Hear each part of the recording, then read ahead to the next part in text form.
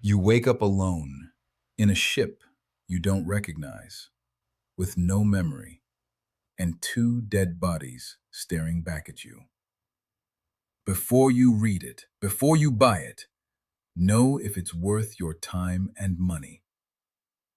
Today we're going to be looking at Project Hail Mary by Andy Weir.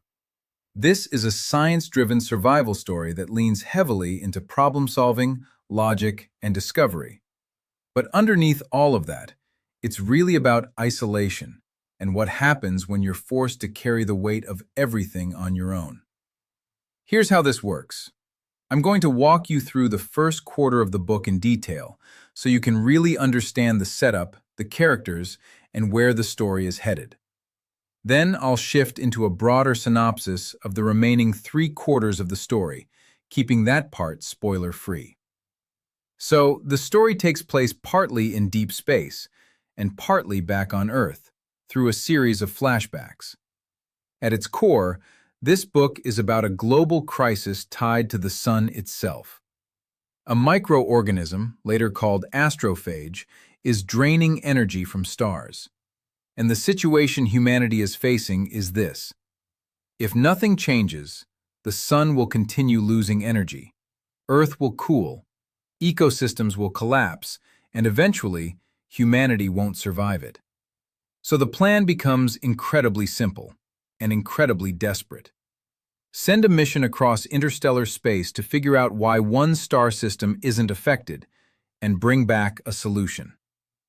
Early on, we're introduced to Ryland Grace, who at first doesn't even know who he is. He wakes up confused, disoriented, with no memory of his past. But as things slowly come back, we learn that he's actually a scientist. More specifically, a middle school science teacher who ended up pulled into something much bigger. Alongside him, in the flashbacks, you have Eva Stratt, a global administrator who's given essentially unlimited authority to deal with this crisis. And what's important here is how they connect. Stratt is purely results-driven. She will do whatever is necessary. Grace is intelligent, but not naturally heroic. And that tension matters, because he's not someone who chose this path willingly. What makes these characters matter early on is that they represent two different sides of the same problem. One is willing to sacrifice anything. The other isn't sure he can. So as the story begins, Grace wakes up aboard a spacecraft with no memory of how he got there. And this is important because it immediately puts you in his position, confused, isolated, trying to piece together reality from fragments. From there, things start to shift as he begins regaining small pieces of memory. He realizes he's not on Earth. The two people with him are dead. And whatever mission he's on, it didn't go as planned. What the author is doing here is using memory recovery as a narrative tool. So instead of dumping information on you, you discover everything alongside him. As we move further in, the flashbacks begin to fill in the larger picture. Scientists on Earth discover astrophage, a microorganism that absorbs energy directly from stars and replicates using that energy. And this introduces the real conflict. This isn't just a strange phenomenon, it's actively draining the sun. And at this point, you start to see the scale of the problem. This is extinction level. From there, Grace becomes involved because of his background in science. He contributes to understanding how astrophage behaves, how it consumes energy, how it spreads, and more importantly, how it might be stopped. And what this sets up is the central mission. A spacecraft, powered by astrophage itself, is built to travel to a distant star system, Tau Ceti, because it appears to be unaffected. Now here's where things take an important turn. Grace is not supposed to be part of the mission. He's not an astronaut. He's not trained for this kind of thing. And when he's given the opportunity, he refuses.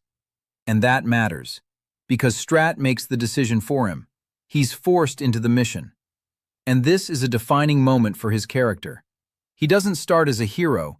He starts as someone trying to avoid responsibility. Back in the present timeline, as his memory continues returning, he begins to understand the full reality. He is alone, completely alone. And the success of the mission, and by extension, humanity, depends entirely on him. So he starts doing what he does best. He begins solving problems, running experiments, testing hypotheses, trying to understand the system he's in and the mission he's supposed to complete. And then the story shifts again because he realizes something unexpected. He's not alone. There's another ship, an alien ship. And this is where the book introduces one of its most important elements: first contact. Inside that ship is a being he later names Rocky. And everything about Rocky is different. Different biology, different sensory perception, different way of understanding the world. At first, communication is impossible. But then something interesting happens. They start with math, basic, universal concepts. And from there, they slowly build a shared language. And this is one of the strongest sections of the book, not because of action, but because of process. Two completely different species, figuring out how to understand each other from nothing. And as that relationship develops, another major realization comes into focus. Rocky's species is dealing with the exact same problem. Their star is also being drained. And this changes everything. Because now this isn't just a human crisis, it's universal. And by the end of this first section, what you have is a single human stranded in space, an alien intelligence with the same problem, and the beginning of a partnership built entirely on logic, trust, and necessity. From this point forward, and for the remaining 3/4 of the book, I'm not going to get into any spoilers, but I will give you a clear sense of where the story goes and what it explores. From here, the story expands into a collaborative effort between Grace and Rocky. The focus shifts towards solving the astrophage problem, not just understanding it, but actually finding a way to stop it. The conflicts become more centered around scientific uncertainty, resource limitations, the challenges of working across completely different biological systems. The tone shifts as well. What starts as isolation turns into something more structured, more cooperative. And as that happens, the story starts exploring ideas like trust between completely different beings, the role of intelligence in survival, the limits of logic when decisions become personal. At a deeper level, this story really leans into isolation and connection, responsibility and avoidance, and what it means to step up when there's no one else left to do it.